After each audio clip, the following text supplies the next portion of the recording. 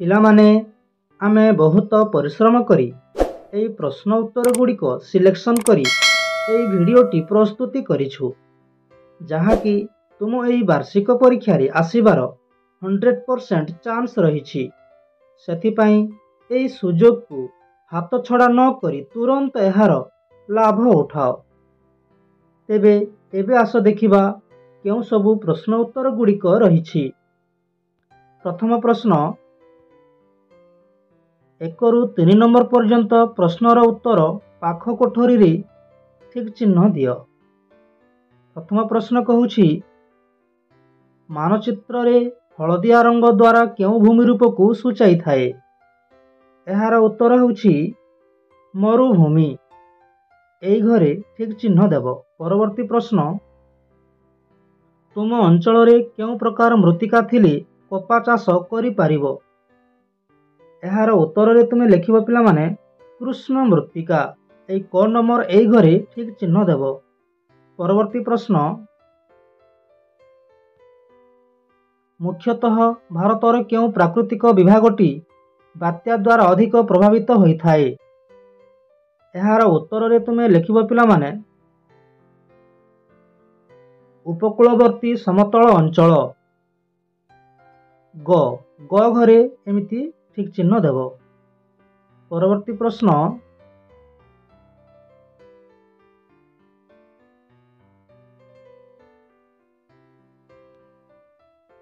କ ସ୍ତମ୍ଭରେ ଥିବା ସ୍ଥାନଗୁଡ଼ିକ ସହ ଖ ସ୍ତମ୍ଭର ସମ୍ପର୍କିତ କାରଖାନାକୁ ଗାର ଟାଣି ଯୋଡ଼। ପ୍ରଥମରେ ଅଛି ସମ୍ବଲପୁର। ଏଠାରୁ ଗାର ଟାଣିବ ଆଲୁମିନିୟମ। ତାପରେ ଅଛି ଆସ୍କା। ଏଠାରୁ ଗାର ଟାଣିବ ଚିନି।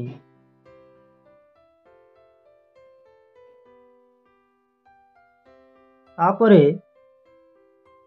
ଅଛି ରାୟଗଡ଼ା। ଏଠାରୁ ଗାର ଟାଣିବ କାଗଜ।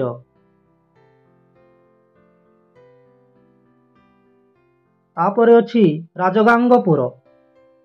ଏଠାରୁ ଗାର ଟାଣିବ ସିମେଣ୍ଟ। ତାପରେ ଅଛି ପାରାଦ୍ୱୀପ। ଏଠାରୁ ଗାର ଟାଣିବ ସାର। ପରବର୍ତ୍ତୀ ପ୍ରଶ୍ନ ଅଛି, ହିମାଳୟ ପାର୍ବତ୍ୟ ଅଞ୍ଚଳ ଅଧିବାସୀମାନଙ୍କର ଜୀବନଧାରା କିପରି? ଲେଖ। ପିଲାମାନେ ଏହାର ଉତ୍ତର ମୁଁ ଡାକି ଦେଉଛି, ଲେଖିବ ମେଣ୍ଢା ପାଳନ କରି ଜୀବିକା ନିର୍ବାହ କରନ୍ତି। ମେଣ୍ଢା ଲୋମରୁ ସୂତା କାଟି ଗାଲିଚା ପଶମ ଲୁଗା ବୁଣନ୍ତି। ଏମାନଙ୍କର ପ୍ରଧାନ ଖାଦ୍ୟ ହେଉଛି ରୁଟି। ଏମାନେ ଫୁଲ ଓ ଫଳ ଚାଷ ମଧ୍ୟ କରିଥାନ୍ତି। ପରବର୍ତ୍ତୀ ପ୍ରଶ୍ନକୁ ଯିବା। ଦର୍ଶନୀୟ ସ୍ଥାନଗୁଡ଼ିକ କାହିଁକି ପ୍ରସିଦ୍ଧ? ଲେଖ। ଦର୍ଶନୀୟ ସ୍ଥାନ ଅଛି ଏଠାରେ ଚେନ୍ନାଇ। ଚେନ୍ନାଇ କାହିଁକି ପ୍ରସିଦ୍ଧ? ଏପଟରେ ଲେଖିବ ଏହା ତାମିଲନାଡୁର ରାଜଧାନୀ। ବଙ୍ଗୋପସାଗର କୂଳରେ ଅବସ୍ଥିତ। ଏହିଠାରେ ଥିବା ସ୍ନେକ୍ ପାର୍କରେ ବିଭିନ୍ନ ଧରଣର ସାପ ଦେଖିବାକୁ ମିଳେ। ତାପରେ ଅଛି ଦିଲ୍ଲୀ। ଦର୍ଶନୀୟ ସ୍ଥାନ ଦିଲ୍ଲୀ। ଏହା କାହିଁକି ପ୍ରସିଦ୍ଧ ଆମେ ଲେଖିବା। ଏଇଠି ଲେଖିବ ଏହା ଆମ ଦେଶର ରାଜଧାନୀ। ସଚିବାଳୟ, ଲାଲକିଲ୍ଲା, କୁତବ ମିନାର, ଅକ୍ଷରଧାମ ଇତ୍ୟାଦି ଅନେକ ଦର୍ଶନୀୟ ସ୍ଥାନ ଏହିଠାରେ ଅଛି ଏବଂ ପ୍ରତିଦିନ ହଜାର ହଜାର ଲୋକ ଏଠାକୁ ଦର୍ଶନ କରିବା ପାଇଁ ଆସନ୍ତି। ପରବର୍ତ୍ତୀ ପ୍ରଶ୍ନ,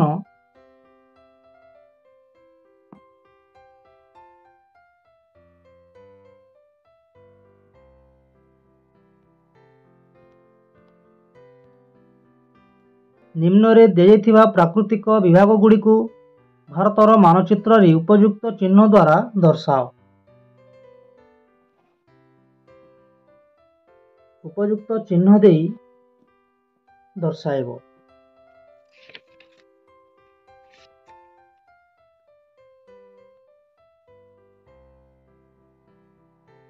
ପଶ୍ଚିମସ୍ଥ ମରୁଭୂମି ଅଞ୍ଚଳ।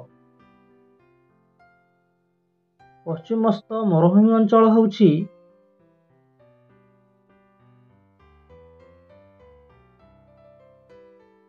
ପଶ୍ଚିମସ୍ଥ ମରୁଭୂମି ଅଞ୍ଚଳ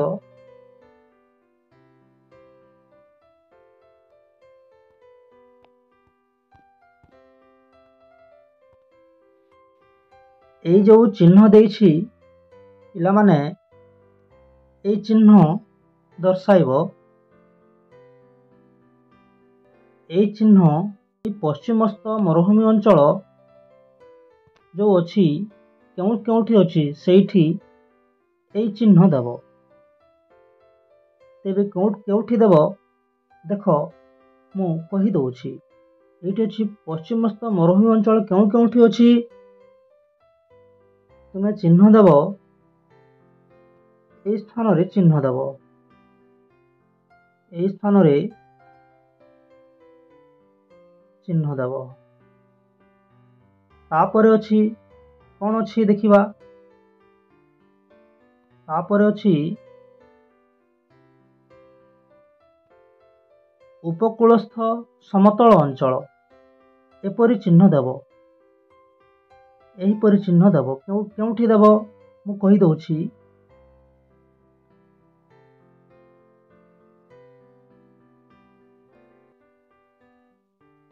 এই ସ୍ଥାନରେ ଦେବ। এই ସ୍ଥାନରେ ଦେବ। ଦେଖ এই ସ୍ଥାନରେ ସେଇ ଚିହ୍ନ ଦେବ। ତାପରେ ପରବର୍ତ୍ତୀ ଅଛି ମାଳଭୂମି ଅଞ୍ଚଳ। এই ମାଳଭୂମି ଅଞ୍ଚଳ ଠିକ୍ ଏହିପରି ଚିହ୍ନ ଦେବ। ଦୁଇ ଧାଡ଼ିଆ ଡଟ୍ ଡଟ୍ କରି ଦେବ। କେଉଁଠି ଦେବ ମୁଁ କହିଦେଉଛି।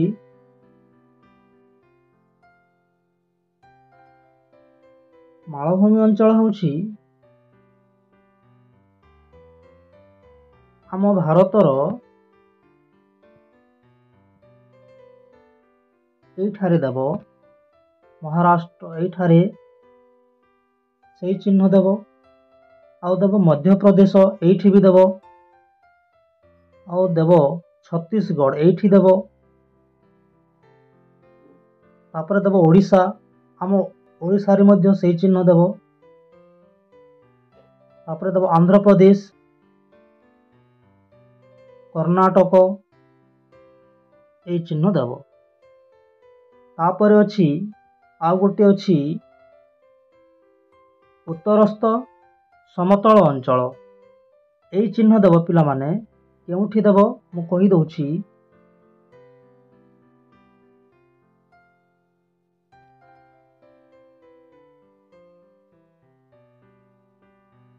এইଠି ଦେବ।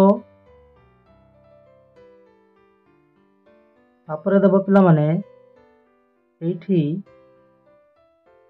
ଦେବ। ତାପରେ ଦେବ ପିଲାମାନେ এইଠି ଦେବ। ଠିକ୍ ଅଛି। ଠିକ୍ ଅଛି। ତେବେ ଆମେ ପରବର୍ତ୍ତୀ ପ୍ରଶ୍ନକୁ ଯିବା।